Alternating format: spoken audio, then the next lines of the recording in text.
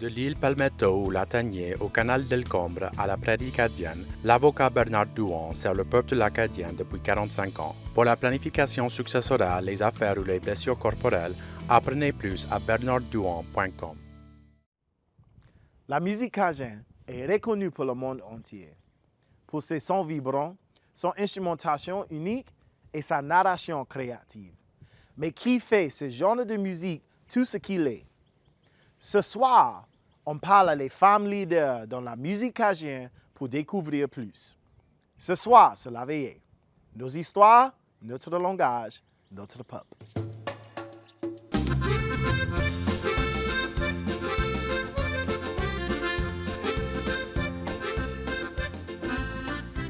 Bonsoir vous autres. Bienvenue à La Veillée, l'émission hebdomadaire des interviews et reportages présentés par Louisiana Public Broadcasting et Télé-Louisiane. Mon nom, c'est Drake Leblanc. Aujourd'hui, on prend pour acquis que les femmes jouent un rôle important dans la musique cajuenne. Après tout, n'importe quelle femme de festival ici peut vous chanter des paroles de Magnolia Sisters, Faux Follet, Babino Sisters, Daiquiri Queens, Bonsoir Catin, Amis du Teche. Je pourrais continuer. Mais dans les premières années du Cajun et du Zydeco, il n'y avait pas beaucoup de femmes sur la grande scène, jusqu'à Cheryl Cormier, avec son accordéon, a déchiré un chemin de succès pour finalement devenir la reine de la musique cajuenne, ouvrant aussi la voie aux futurs talents féminins. À soir, on va entendre la reine Cheryl elle-même et quelques-uns des autres musiciens qu'elle inspirait. Les femmes ont joué un rôle indispensable dans l'interprétation, l'enregistrement et l'étude de la musique cajuenne et zydeco. Jane Vidrine est une musicienne et chercheuse de premier plan dans le domaine de la musique francophone de Louisiane. Oui, je suis Jane Vidrine. Je viens de Lafayette, en Louisiane. Je suis musicien et aussi j'ai fait beaucoup d'autres choses dans ma vie. J'étais enseignant et pour le moment, je suis aussi curator pour le nouveau projet, le Louisiana Music Museum. Bien que Jane, sa camarade de groupe Anne Savoie et une nouvelle génération de jeunes femmes soient aujourd'hui des noms bien connus dans la musique acadienne, il a fallu des pionnières comme Jane, Anne et d'autres pour ouvrir la voie aux générations futures. Pour Jane et pour beaucoup dans la communauté, l'accordéoniste Cheryl Cormier fut une véritable pionnière. J'ai rencontré Cheryl à Bâton Rouge la première fois pour le Louisiana Folklife Festival que j'avais fait là. Et c'était avec son band de toutes les femmes. Quelle année? 85. Oui, 85. Et ça c'est un peu d'inspiration. Et après, juste après, je m'ai déménagé à Lafayette pour travailler dans le Lafayette Natural History Museum. Et en même temps, Anne et moi, on a commencé le Magnolia Sisters. Nous avons des petits-enfants et c'était une excuse de collaborer à la musique. Jane et Anne sont sans aucun doute des légendes de la musique cajuenne à part entière, mais Jane aime aussi mettre en lumière l'impact de son amie Cheryl. Elle a influencé particulièrement Christy Gilry, parce que quand j'ai commencé avec la musique cajuenne, Christy avait comme 12 ans et ses parents l'a guidée à les musiciens et les musiciennes plus âgés qu'elle. Et Cheryl était très important pour elle. Des femmes comme Cheryl et Jane sont des véritables sources d'inspiration et Jane espère que les jeunes femmes de Louisiane continueront à innover musicalement pendant encore de nombreuses générations. Et elle a quelques conseils à leur donner. Je suis très fière des jeunes femmes qui jouent la musique maintenant. Elle avait fait son devoir. Elle était très connectés avec leur héritage, avec la langue, avec une manière de vivre, un style francophone. Ici en Louisiane, je suis très fière de eux. Mais pour la plupart dans la culture acadienne, je pense qu'il y a des opportunités pour les jeunes filles créoles. Ça va venir. Être pas embarrassé de ça. Être pas honte, is what I meant to say. Être pas honte de faire quelque chose, de faire de la musique, de demander aux autres pour l'aide.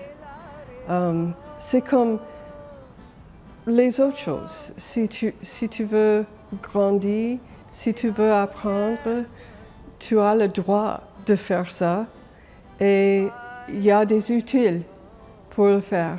Et, c'est tout à votre disposition.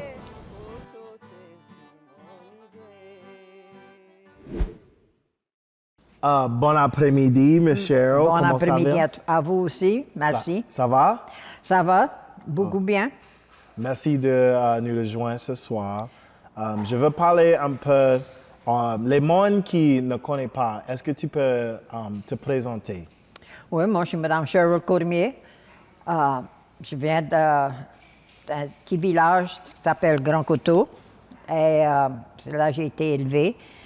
Et après, je m'ai mariée. On a habité dans le petit village de Quinton.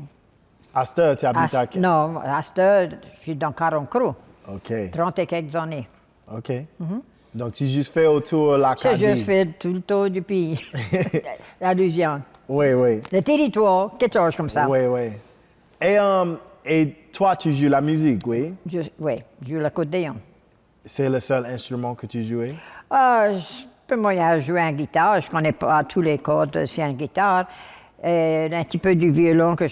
Si j'aurais eu tous les instruments quand je tapais, rentrer dans la musique plus jeune, dans mon temps, j'aurais peut-être appris, mais ce n'est pas mon estimation pour apprendre. Oui, l'accordéon, ça marche bien. Et mon accordéon, j'ai commencé à l'âge de 7 ans. J'avais tout le temps. C'était pas le mien, c'était celui-là à mon défunt père, mais j'ai appris sur son accordéon à lui. Après, j'ai venu à l'âge de 17 ans, j'ai eu ma première accordéon. Wow. Donc, tu as eu ton premier accordéon à 17 ans, mais tu commences à jouer à 7 ans. À 7 ans. Et tu joues l'accordéon de ton père. Dans le temps, ça, oui. À ce temps, j'ai eu plusieurs pour moi-même. Oui. Et pourquoi c'était quoi ton inspiration pour apprendre l'accordéon à cet âge? La raison, je pense, c'est parce que mon défunt père jouait la musique. Il avait un groupe. Et c'était mon estimation pour apprendre. Dans la campagne, pas de trop pour faire. Et la musique vient de loin. Mon défunt grand-père aussi a joué l'accordéon. Tu racontes les noms de les salles de danse qu'il a joué dedans? Oui, il y avait une place ici qui se nommait Selmé dans le temps. Selmé dans le temps. C'est le vieux restaurant à Marans. Et là, une autre place s'appelle le Paconnière. À la Paconnière, c'était le Happy Landing. Et là, à Lafayette, il y avait sur Moore Street, Sis's Lounge dans le temps. Et est-ce qu'il y en a qui restent ou non, les salles de danse? Il a joué, oui. Oui. Sis's Lounge est toujours là. OK. Chaque fois que je passe, je jongle à ça parce que je n'étais pas un joueur de drum, mais j'ai joué avec mon père quand son drum ne pouvait pas jouer. Et je me rappelle de ça comme si c'était hier. C'est cool, c'est cool. Moi, je grandis dans la coin nord de Lafayette, donc je connais l'endroit sûrement ce que tu parles. Oui. Et comment tu apprends le français? Est-ce que c'était la langue que tes parents parlent chez Mes parents, eux? justement, ils parlaient beaucoup bien en français. Juste, on a été élevés des parents parlaient juste en anglais à nous autres. Et on a appris des mots ici et là-bas, mais pour dire parler, pour dire une conversation, non. Et est-ce que tu penses qu'on a assez de personnes ou assez de femmes qui jouent la musique cajun et créole à ça, ou tu penses qu'on a besoin de mettre plus d'efforts et d'énergie dans les jeunes femmes pour apprendre la musique, apprendre des instruments et tout ça? La vérité, moi, je suis ici pour les encourager pour jouer. Les femmes plus vieilles ne vont jamais jouer autant que moi j'ai joué. Peut-être, mais dans les jeunes, si ça veut continuer, promoter la musique, oui, les autres pourront peut-être me dépasser. C'est comme ça, moi, je vois ça. Oui. Et si ça répond, je peux répondre à ton question. Non, bien sûr, bien sûr. Tu donnes moi beaucoup d'informations, mais aussi des inspirations aussi, parce que moi, je suis un musicien, mais quand j'étais dans l'école, j'apprends le trompette et le tuba. Ouais. Et il n'y a pas beaucoup d'espace pour ces instruments t'as pas eu ici. pour jouer ça? Non, ici. mais à cette heure, Cédric et tous mes amis disent, allons, apprends le flottoir, apprends le violon, apprends un peu d'accordéon. Donc, peut-être je peux t'appeler pour les leçons d'accordéon. Non? Je ne suis pas intéressée dans ça de trop. Ça va. Ça ne me gêne pas aider à tout moment, mais pas tout le temps. Oui, OK. Pas une obligation quand même. OK, mais ça va parce que tu es arrivé aujourd'hui. Et donc, merci pour partager ton histoire et merci, c'est un honneur. Tes inspirations avec moi. Grand Coteau, Sunset, Caron-Croix, rien n'est plus authentiquement louisianais que ça. Cheryl Cormier est une légende vivante et, à 79 ans, elle continue de donner un nouveau souffle à notre musique et à notre française avec une énergie remarquable et une joie de vivre qui est typique pour les Louisianais. Pour regarder tous les épisodes de La Veillée, rendez-vous sur lpb.org/laveillée pour les sous-titres en anglais et sur telelouisiane.com/laveillée pour les sous-titres en français. De tous nous autres, ici à LPB et Télé-Louisiane, soigne-toi et à la prochaine. Ça devrait être aisé pour sauter sur mon idée, puisque c'est la raison. De l'île Palmetto ou Latanier au canal d'Elcombre à la prairie acadienne, l'avocat Bernard Douan sert le peuple acadien depuis 45 ans. Pour la planification successorale, les affaires ou les blessures corporelles, apprenez plus à bernarddouan.com.